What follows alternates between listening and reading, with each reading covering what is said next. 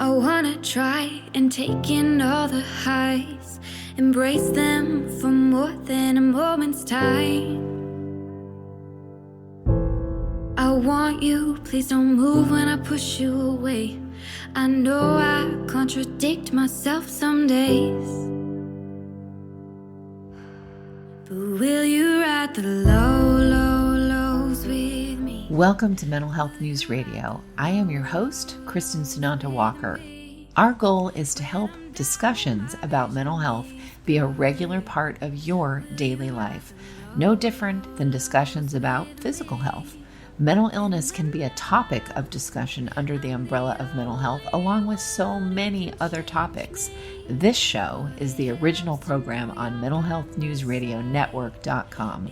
Our network of shows are played in over 180 countries and cover more topics under that umbrella than you can possibly imagine. We were talking about mental health long before it became cool and popular to talk about, and thank goodness it has become so popular.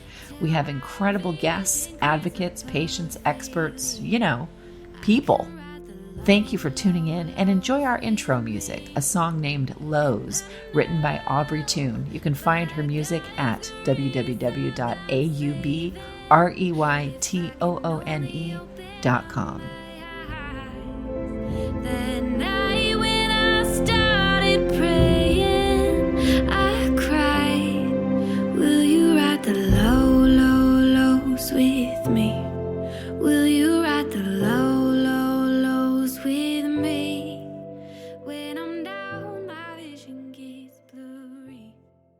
Hello, listeners. Kristin here. I have a treat, our favorite topic we're going to be talking about today, but with an attorney that works with this particular population, Evonne Hopkins. Thank you so much for coming on the show. Thank you for having me. Yeah, now we had our to record a show talk, and I think you had said to your assistant, it'll be like a 15-minute call, and we were on for like almost 2 hours. Yeah. Which was fantastic. But I want to find out from you why, narcissistic abuse, why do you know about it? And how did it come to be a part of what you kind of focus on in your practice? I know you focus on many things, but, that's a big thing. So yes, that's a really good question. So I do high conflict family law in the Triangle area, primarily Wake County and Durham County. And what I've seen in my work is that we encounter a lot of the same issues over and over again, not just narcissism, but a lot of cluster B personality disorders, including narcissism, and other mental health concerns like bipolar, schizophrenia, and substance abuse is another issue that comes up pretty consistently in my work, and domestic violence. So it's like the trifecta right of issues. So it's just a frequent daily thing that I see. So I have a question for you around that. So you talk about seeing the same things coming in, and I made a very, very incorrect assumption, which I'm surprised with all the shows I've done about this topic and so on over the years. It's been 10 years now that I've been podcasting, and this topic is the one I've talked about the most. I made an assumption that all attorneys understand what this kind of abuse is, all family law attorneys anyway, and that is actually completely not true. That's correct. It's not true. Not only do attorneys not understand it, but many mental health practitioners do not. Right. Judges, mediators, anyone who touches these high conflict cases, parent coordinators, you really need people who are skilled and really have done a lot of research and had a lot of education on these topics, particularly about these cluster B personality disorders, because without that knowledge, without that experience, it's very easy to be played by the personality disorder or split in the process of either representing them or dealing with them or having them on the other side. Yeah. And I mean, how have you dealt with people who, come in and you can see, who you're dealing with, that this is the person that's the victim in the situation. Um, and yet the way they're presenting, because of all the trauma, the Stockholm syndrome, the gaslighting, the abuse, the domestic violence that's been going on, they are acting in ways that they, probably wouldn't act if not in this particular situation. But you know this, but you see parent coordinators or the judge or whoever treating them like they're the problem. How do you handle those kinds of situations? Those are really sticky. What I have noticed with my trauma victims is that they often have bad memories, not meaning bad in the terms of they're not pleasant, but bad in terms of they have a bad recollection. Right. And they struggle often holding it together. So sometimes they'll come in very frayed, very disorganized, very scattered. And it takes a lot of work to figure out what the facts are that are helpful for the case. And then oftentimes there's some damning facts. They've lost their temper with the children in a very unpleasant way, or they've reacted to a treating provider for the family, or they've lost their shit in court on the stand, but there's a lot of reactivity.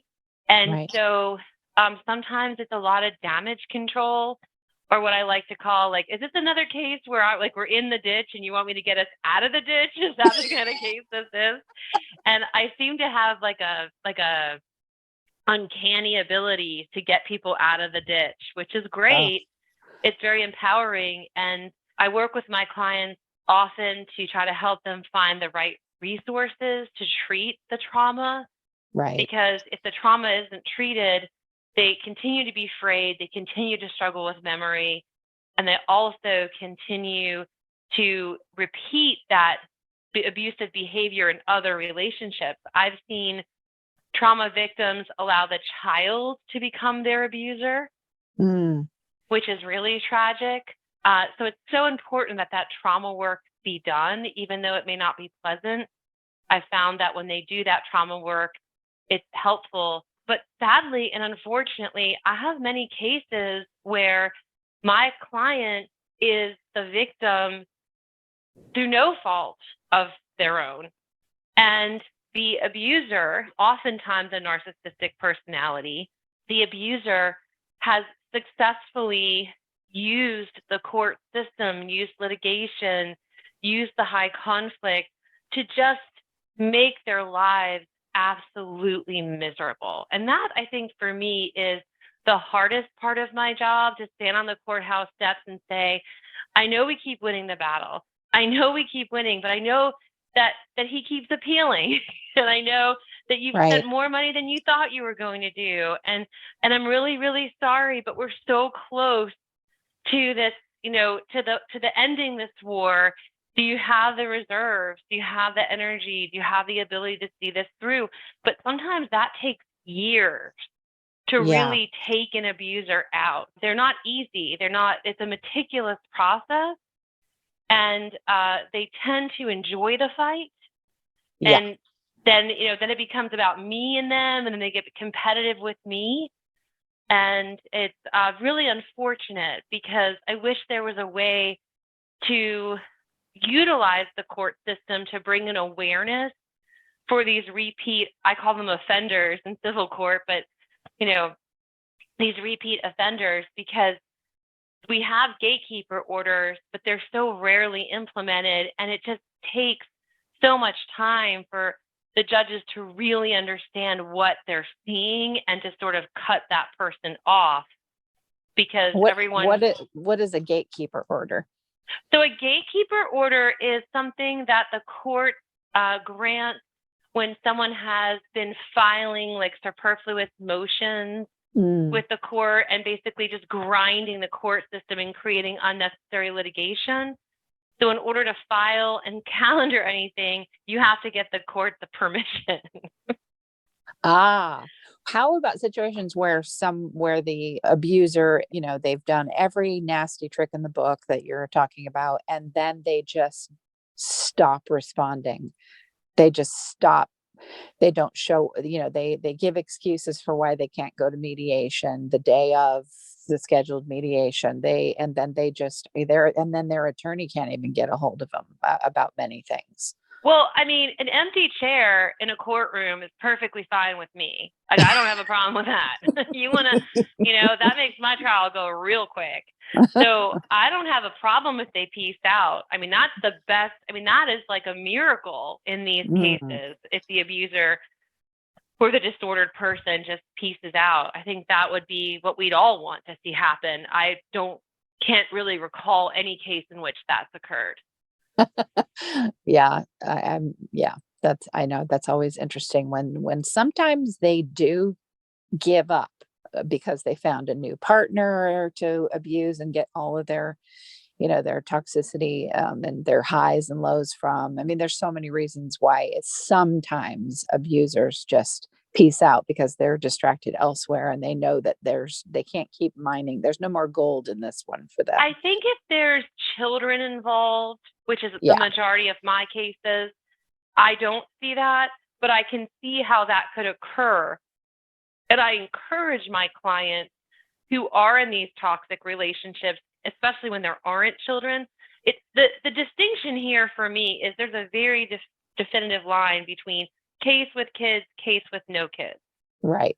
Right? Because when you've got kids, you're stuck interacting with that abuser forever. I mean, we all say till 18, but really it's not true, right? So it doesn't matter if that person has raped you, strangled you, mentally abused you, gaslit you, whatever, that's still the parent. And you're stuck with that person. And the courts are going to distinguish your relationship with that person, the parent-parent relationship versus the parent-child relationship. Right. And so that's different than a case where you don't have kids. If you don't have kids, financially untangle yourself as quickly as possible. Try to avoid anything that has a settlement that has payments over time. Just try to get all your money, get disconnected, get yourself off social media, detach from all of the contacts that you have with that person, and move on. That's your best case scenario. Right. I tell people no contact. You need that if you can, if you don't have kids, you aren't working, you don't own a company with whatever it is, if no contact is your quickest way to start healing that trauma. But let's say you have a situation where, things there should be a going on the stand, but that your client just is not at a place that where they are capable to handle it emotionally, where it's actually going to make them regress in terms of their trauma, to put them through something like that. How do you kind of, walk those interesting lines? So, Kristin, this is probably the best question. And the reason why is because it tells me how in tune you are with the subject matter. When I have a victim of abuse, it is so hard to get them on the stand effectively early. Yeah. Sometimes it takes years in order for them to be able to have had enough work, mental health work, to be able to sit up there, confront their abuser for one, and be able to even articulate the abuse. And so I had a case where I had spent 6 or 8 hours with a victim of very, very violent physical and emotional abuse. And it took 6 or 8 hours of talking to find out that this person was getting waterboarded. Oh, you would think, right? You'd think that would be the first thing they'd say. No. I know. And people don't understand. I have a family member going through this with a covert abuser. And I had someone in our own therapy, a therapist very wisely say, well, it was kind of funny because I was like, you don't know the name of this syndrome, but they were like, I want to give a diagnosis here. There's something going on here, but it's a syndrome. And I said, Stockholm syndrome. And the counselor said, yes. The mental health counselor said, yes, that's what it is. And that happens because when you're told that you are going to be hit or you're going to be ignored, you're going to be whatever ways that your particular abuser chooses to weaponize their toxicity against their mate. When you're told, that you're going to be in so much trouble because if you don't agree with me that the sky is bright fuchsia instead of blue, and if you don't jump when I tell you how high, and if they're right fresh out of the, starting the divorce proceedings, they're going to sit there on the stand and, go, the sky is fuchsia, the sky is fuchsia, No, absolutely. And so I see a lot of disassociation, right. Especially early on in the representation. And it's something that I call out because I can see a client disassociating just in my office talking to me. And so I see a lot of that. And that's normal, right? It's normal when something is absolutely horrific around you for you to try to insulate yourself and put yourself in a bubble and hope that it goes away around you and to try to forget those violent, harassing, terrible memories, right?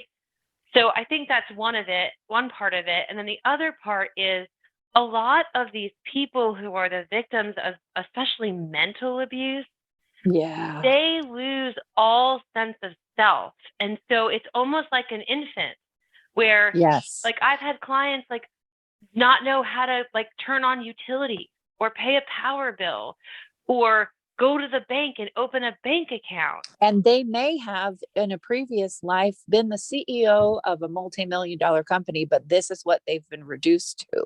Correct. That's what people don't get. They don't get, you can't say to them, remember when you were president of the union? I need you to be like that. They can't. They can. It will just take time. At least not yet. Exactly. Over time. Yeah. Take time. That's where I think the year part of you can't get divorced for a year in North Carolina is a blessing and a curse.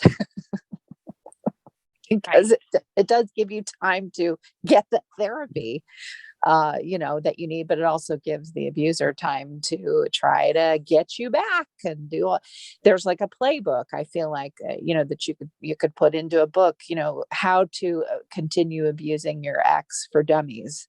Okay, well, 6 months in, or the closer we get to the date that we can file, all of a sudden they're going to tell you they're going to threaten suicide. They're going to tell you they're terminally ill if you don't take them back, blah, blah, blah. Like there's like a playbook of how abusers do this. And you have to sit there as the attorney, I would imagine, and I'll shut up because you're the one that needs to talk here. But how do you sort of wisen up your clients? Like, okay, then they're going to do this. I think at first they come in a little skeptical and they're not sure who to trust and who to believe. And so sometimes I do something where I'm like, let me just take out my crystal ball and let's look into it, right? In my experience doing this for 20 years, this is what I've seen. This is the pattern I've seen. So let's just take note of that and let me lead for a little while. Let me be in charge and I will direct you and let's see where this goes. And then they'll email or call and be like, you're not going to believe they just said whatever. And then we build trust that way because they realize I get it and they realize that I'm able to manipulate it in their favor. Yeah, I wish there were 8,000 more of you all over the world.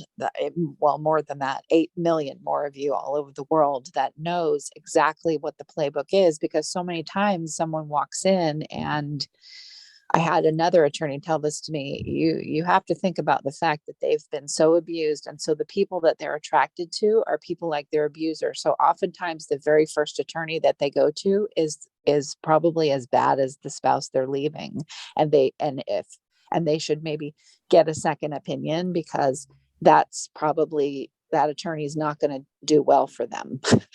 What I recommend to people is, when you're interviewing an attorney, do not pick someone who you feel is just like you, because you're you and you bring value to the case. You don't need a twin.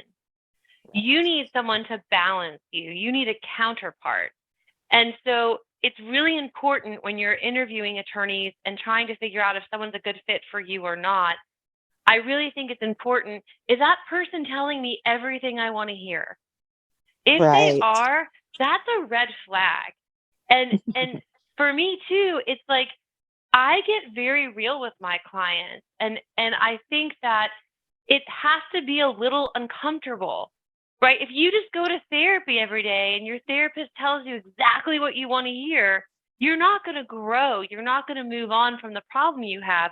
It's when that therapist tasks you with coming out of your comfort zone a little bit and stretching and growing some wings and trying to fly, that you're really getting that growth. And that's the same thing with an attorney-client relationship in a family law case. My job is to help my clients eventually fly out of the nest and Right. succeed in life without me. Yeah, that's vital. How about clients, how, I'm sure this has happened often, but how prevalent is it in your experience for yourself and colleagues, where someone has gone to another attorney and it's just not turned out well, and they need to get out of that relationship and start the process with you or someone else? So there's sort of this like unspoken rule that you don't want to be someone's like second, third, fourth, fifth attorney. Right. I am cautious of that in my practice, because oftentimes that's a signal of a personality disorder within the client. Mm. And so we're also vetting for that as well.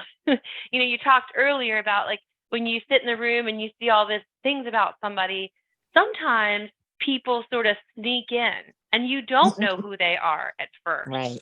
You don't know that your client's a narcissist or a borderline or a sociopath or whatever until you're too deep in. Or you don't know that the stepmom or stepdad is, and they're the puppet master, puppeteering.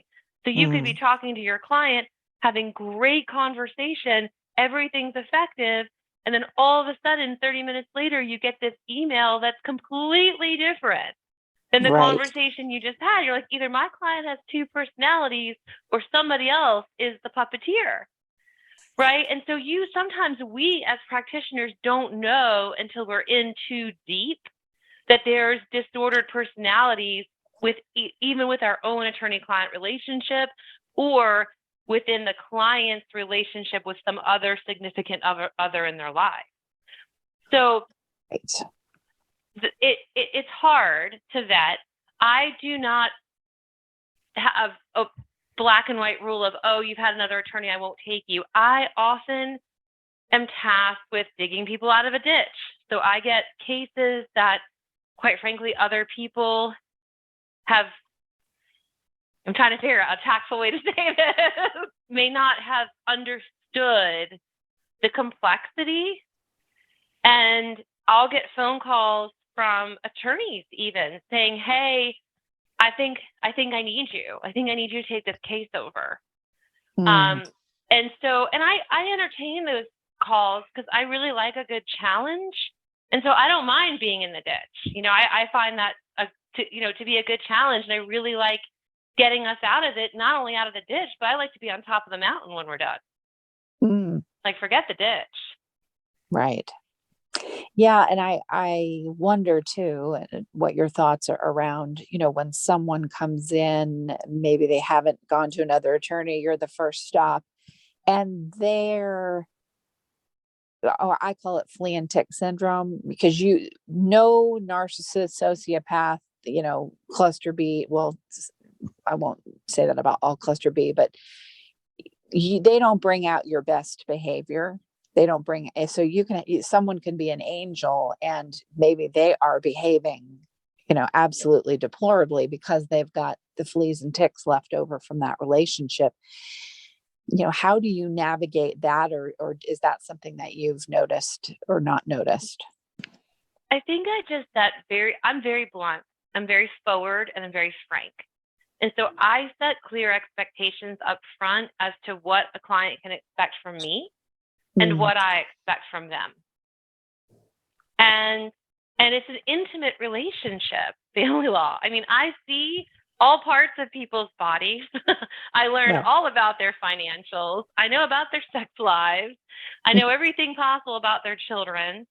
I know all about mental health disorders. I read their psych evals. I read their custody evals. Like I probably know more than their mother does. Right.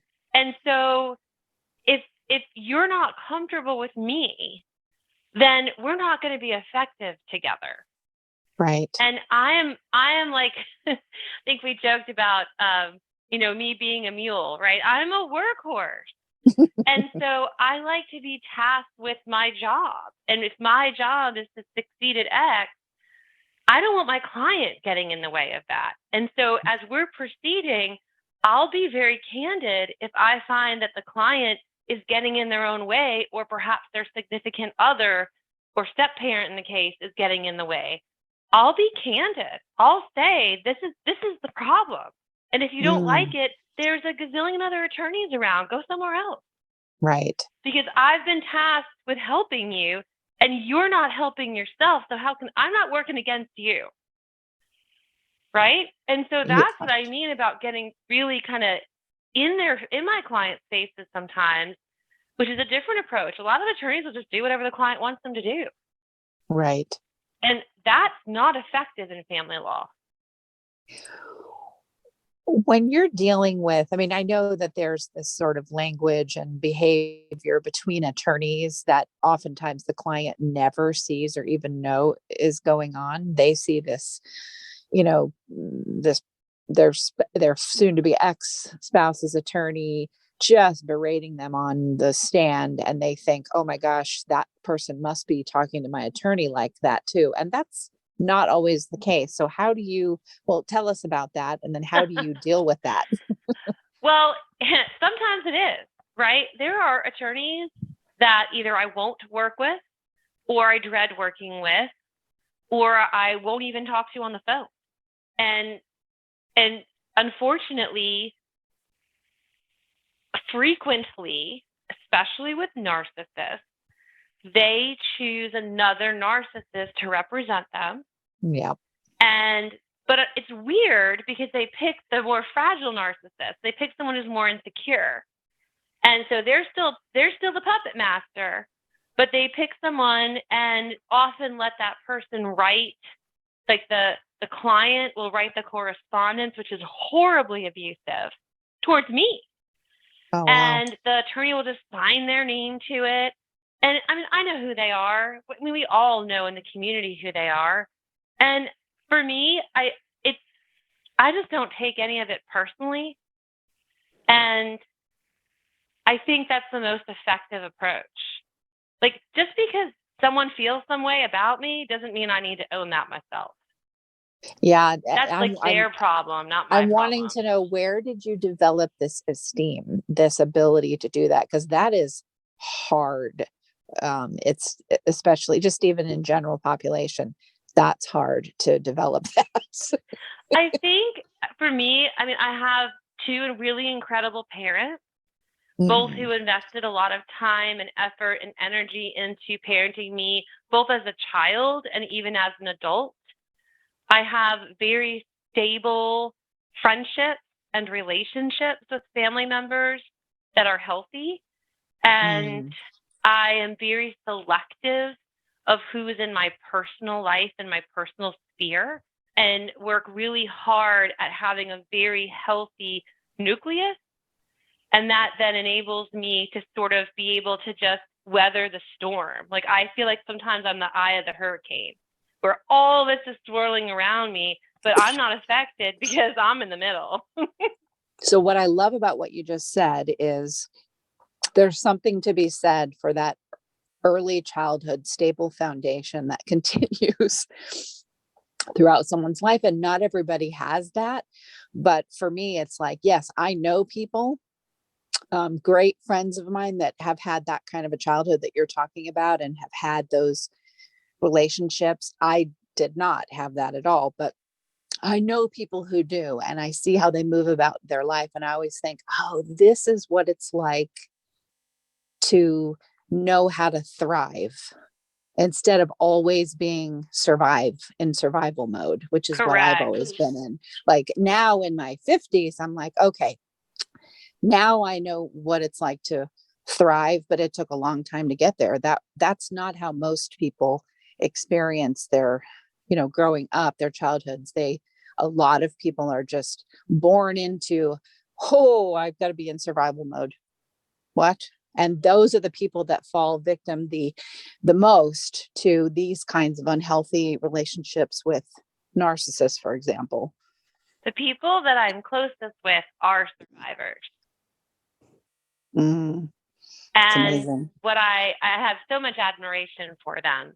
And I always am so curious as to why they did survive, why, despite all the adversity, all the issues in their childhood, how they were able to sort of step on that, step up, and keep climbing. And that is something that I'm just fascinated by. I love their grit and I love their loyalty, because when you meet someone who is a survivor, who's really working actively to not make their past their present and their future, I have so much admiration for that, because it's so much harder to create a healthy family when you never had an example of it. Right. But it is possible, but you just have to put the work in. And some people do, and some people don't. And the people that put that work in are my most loyal best friend, spouse, parent. My parents didn't come from a healthy household on either side. And they got together and they were like, we're going to do this differently. So it takes one generation. It doesn't take hundreds of years to do this. This is something that people can accomplish in a very short period of time with the right mindset, the right tools, and the right grit. Right. That grit. Woo. Yeah. Now, I want to ask you this, and we may keep this in or not. It'll depend on you, but being the kind of attorney that you are in the cases that you will take on, because many attorneys, even if they sniff narcissism anywhere, they're like, yeah, not going to do this. So they certainly shouldn't be in family law if that's the case. But you get attacked too, like people I get angry. attacked, I get sued, I get threatened violently. We've had to put the office on lockdown. Yeah. And reviews. I mean, I just found a new review that came up in 2021 that I hadn't seen because I never look at my reviews. I just don't want to know. And I'm a narcissist and I'm awful. And I know who it is that wrote it. Somebody that used to work for me that doesn't anymore. And I got a little too on point in some stuff about narcissism on shows that really got under their skin. I wonder why it wasn't directed at them, but now I see why. But you have to deal with that kind of stuff. So how do you handle those things? I typically ignore it. Again, it goes back to I don't really care what you think of me. I mean, the reality is at the end of the day, I'm in an adversarial system. One of us is going to lose and one of us is going to win. And I'm in it to win. So at the end of the day, I'm going to make it hard for you. I'm going to make it competitive. If we're in court, this isn't like, let's all be like nice and friendly. I'm nice and polite and professional, but I'm taking out all of the arsenal that I've built in this case, and I'm ready to go. I'm launched and ready. And so someone's going to lose. And, preferably it's not my side. And so at the end of the day, the other side's not going to be happy with that. And they're going to complain to the bar, and they're going to sue me, and they're going to complain online, and they're going to do all those things. And it hasn't impacted my practice one iota. Exactly. Anyone who's involved in high conflict knows that these disordered people are out there. It's almost like a badge of honor. It's like a compliment. Oh yeah, I pissed you off. Well, I wanted to. That's how I look at it now. When I get the more reviews that you get with the topics of conversation that I get into, especially this topic, and have done so many shows about it. So it is a badge of, I wouldn't say honor, but it's definitely like a badge of courage, a badge of like, yeah, I'm out in the battle. I'm a warrior. Right. To get these shit reviews saying what a narcissist I am, blah, blah, it's like, yep, okay, you go right ahead. I must have really gotten under your skin. Exactly. And that means I won. That means I'm winning. Ew, I like that. I'm going to take that. Yes. We won't copy Charlie Sheen winning, but we'll take it as a win. Right. And it's like, bring it. You want to go round 2? Let's go. Like, I'm ready. Yeah. Oh, amazing. Well, how about, how is it typically? So people, I think it helps clients deal with what's going on. They see everything as so contentious because that's the relationship that they're trying to get out of. And I think it's helpful for them to know, no, not every attorney also talks like that when they get on the phone with your attorney. There can be reasonable conversations there because they're trying to work this out too. So a little bit, of going behind the green curtain. Can you talk a little bit about that? Yeah, I'll give you a funny example of it, actually. I had a case where we were in court. There was another set of attorneys that were just like, they were like alley cats. I mean, it was embarrassing to watch. And the judge was so annoyed. I mean, judges do not like it when attorneys bicker with each other. And we had gone into chambers, and the opposing counsel and I are typically friendly with each other. And we went to chambers, and someone said something, someone said something else, and we started bickering. And the judge was afraid because he just dealt with this nasty cat fight outside. And it was just like, enough. And I felt like a child at the principal's office, right? I was like, we stepped back. And it really was a good reset for me and my colleague. And we left that meeting kind of like raising the white flag and saying, this case may be stressful. This case may be super high conflict. This case may be taking a toll on us. But at the end of the day, we're professionals. We're doing our job. We have a friendly relationship. Can we do that and still advocate for our clients? And that's the gold standard, right? Right. Sometimes it's possible. Sometimes it's not. I always tell my clients the better and more professional relationship I have with my opposing counsel, the more effective I can be for them. And that's, I feel like, really true.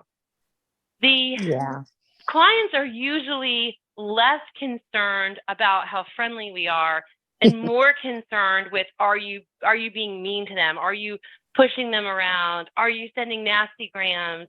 Are you responding to that nasty gram with another nasty gram?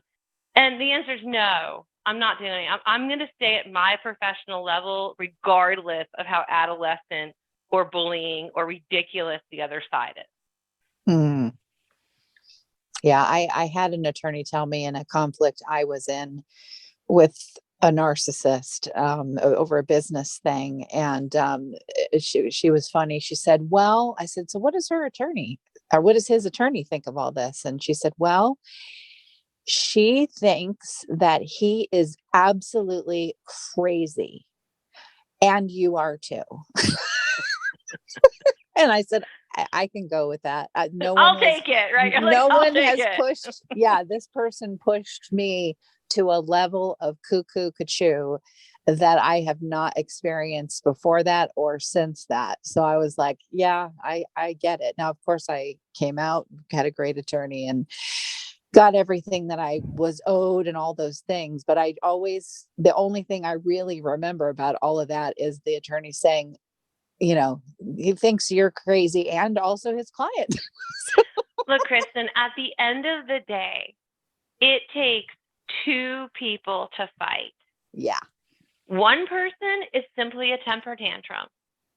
And oftentimes in this conflict, if you do not engage it, it will escalate temporarily. But eventually it fizzles out because they're like the Tasmanian devil. They're just spinning around in circles, right? And if no one's joining the fight, they fizzle.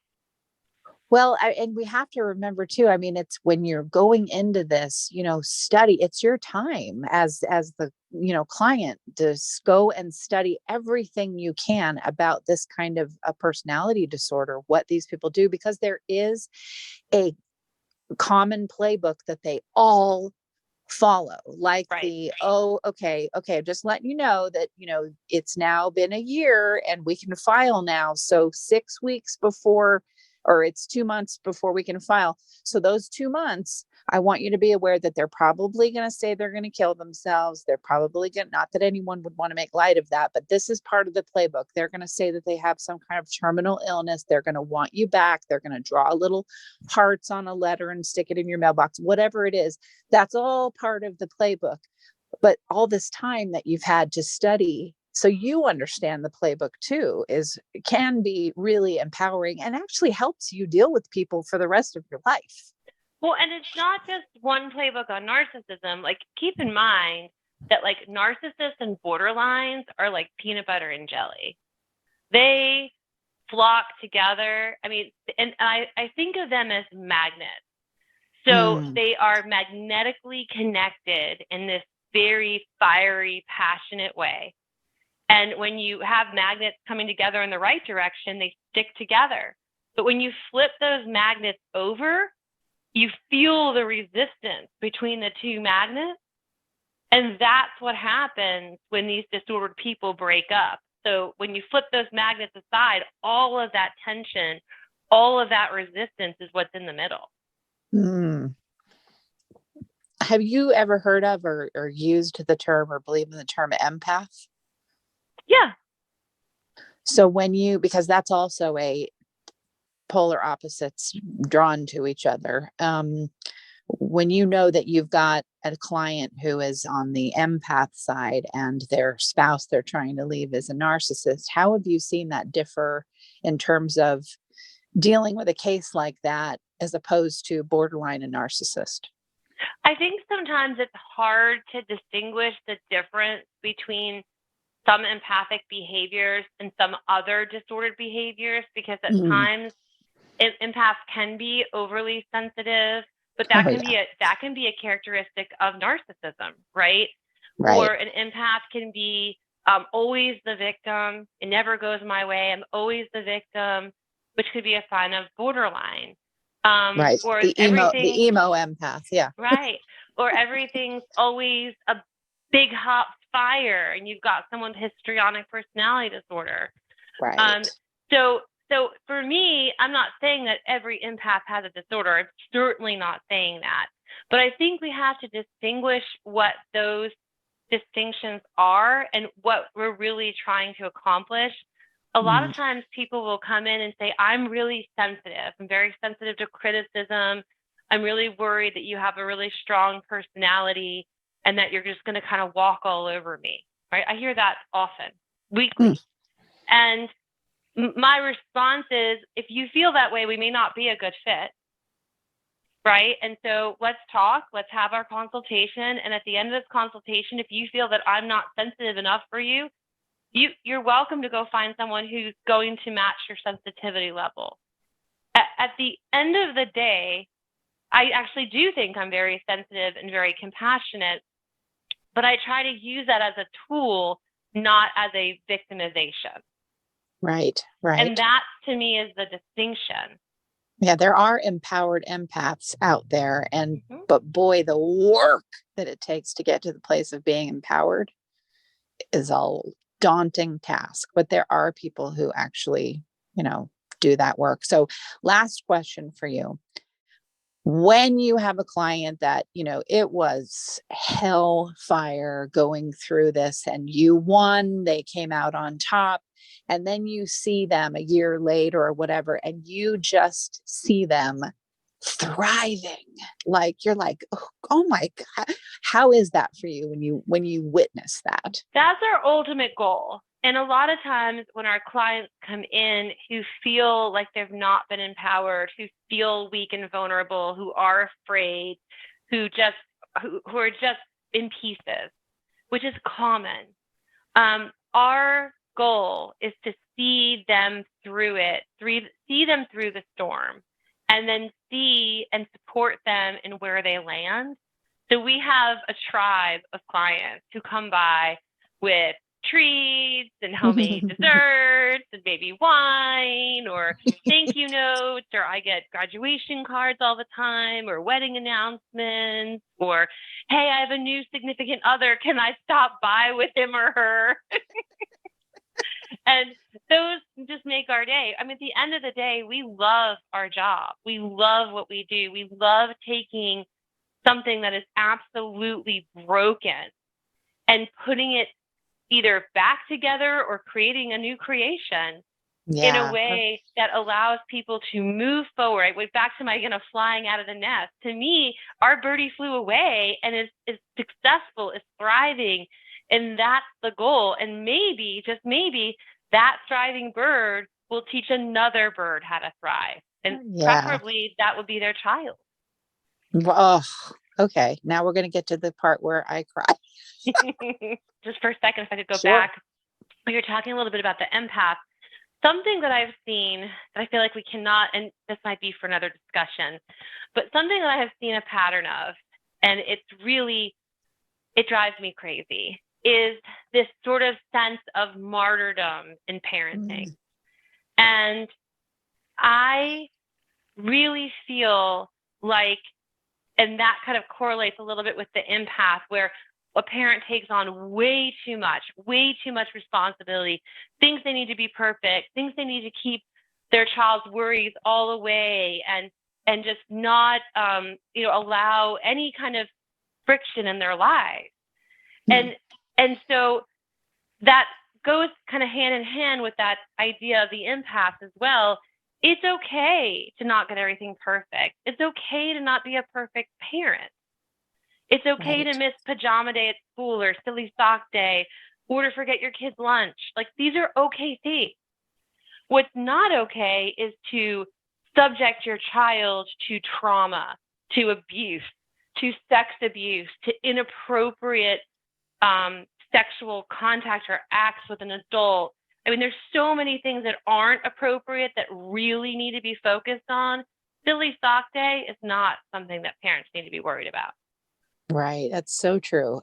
There's people forget too that, I'll use it as an example. I had a woman when I was 16, 17, I was speaking a lot with her organization that was all about, she had tons of foster kids, and I was speaking a lot about sexual abuse at the hands of a parent and things like that through her organization. And I remember her telling a story about all of all the kids that had come in, the hardest ones for her to foster were the ones that had dealt with sexual abuse, and that she would have to take them to the basics and say, I can't tell them to get in a bathtub. I have to make of hot water. I make them touch the water. Is that too hot?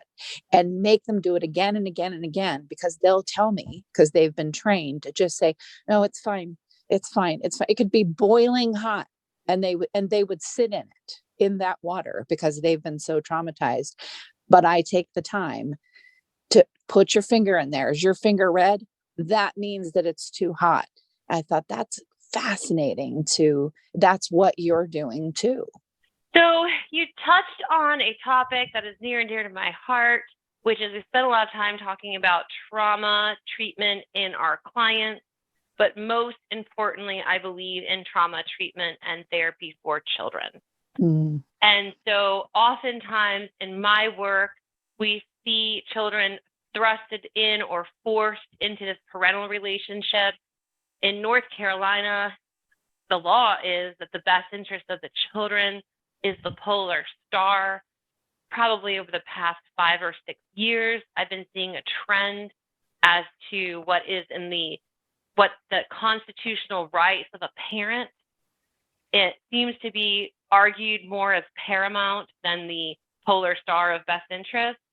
And I am struggling with that professionally because I think that what the parent's rights are versus the child's best interests are always not in sync. Right. And oftentimes when these children have experienced trauma, whether it be physical, emotional, or sexual abuse in their household or to themselves, or even just the trauma of a high conflict separation and divorce, that they deserve and have the right to get some work for themselves and have a little bit of space. So just like, we talked about a trauma victim, it needing time to be able to even verbalize what happened. Oftentimes kids feel it in their bodies. They have a somatic response, but they don't necessarily know why they're feeling that way. And Right. I think it's so important that they get mental health treatment, proper mental health treatment, but also that they're not thrusted into family therapy and reunification therapy and all these other things before, one, they've had a chance to figure out how they feel, right? What their feelings are. Right. And then also for the parent who's the person who's created this environment, it might be both, that they've done some work too, so that everybody's in a healthy place before we thrust everyone into this group environment to do the work, because it is the best interest of the child, not the constitutional rights of the parent, that should be paramount. So well said. Are you okay with saying your website? Sure. RaleighLawCenter.com. Awesome. I always check with these kind of conversations because I have had people come on and say, I will do this because I care about what I'm saying, but I don't want you to tell anyone where I work because I don't want to get the. No, I mean, I'm out there. I'm out there. So I understand that with this work comes a level of danger, and I understand and respect that. And it's not going to scare me away, because I feel that there are children in this area that need people to stand up and advocate for them. Yeah. And I believe that there are people and parents in this area who also deserve that same right too, and shouldn't just be afraid because there's an abuser on the other side of the case. Right. Sometimes that being a parent in this high conflict situation is what helps someone survive and thrive, because they've got to protect their child. But that, sometimes they're so broken themselves that they don't even know how to navigate that course. So yeah, it's important. Will not accept a case if a parent is not willing to take their child out of harm's way. Yeah.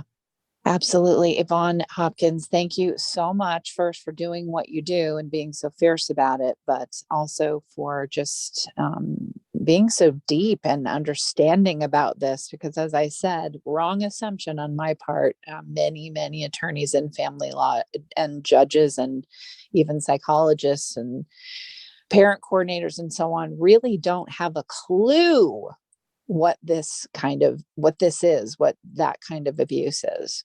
It's sort of like, the only way I can describe it is it's like being exposed to criminal behavior.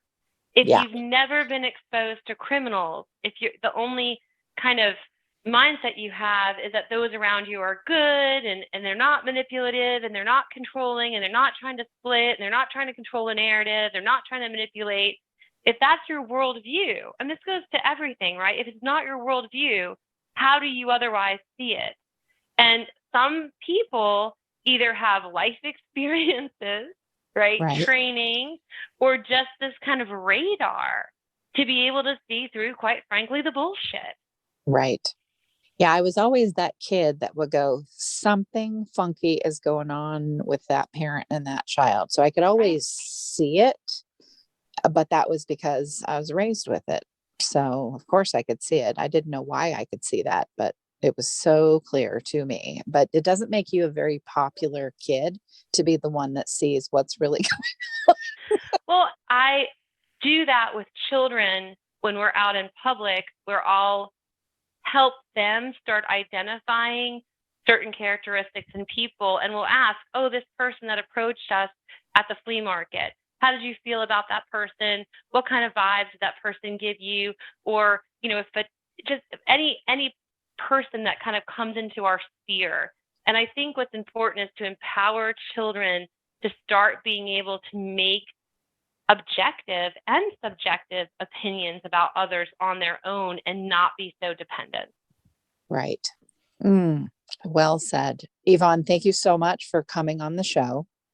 Thank you for And having me. absolutely. And listeners, thank you so much for, continuing to tune in. These are important topics. These are still, even though everything we've all been through in the last several years, politics at a frenzied state, everything going on in the world, COVID, all of that. This particular topic was still, and even more so, the most listened to across all the shows on the network. So it's important discussion, and I thank you for tuning in, and we'll catch you on the next show. But will you ride the low, low, lows with me? Will you ride the low, low, lows with me? One thing you can always count on at Mental Health News Radio Network and my show is that there will always be dogs around. Why? They are natural healers, excellent for your mental health. The original therapy dog Miles has something to say in just a moment. For now, please check out all of our amazing shows at mentalhealthnewsradionetwork.com and all your favorite podcast apps. Until next time, I'm Kristin Sananta Walker, and thank you for listening. Me tonight, and I can ride the low, low, lows with me. I can ride the low, low, lows with me. Till my vision clears up perfectly. I can ride the low, low, lows with me. Good boy.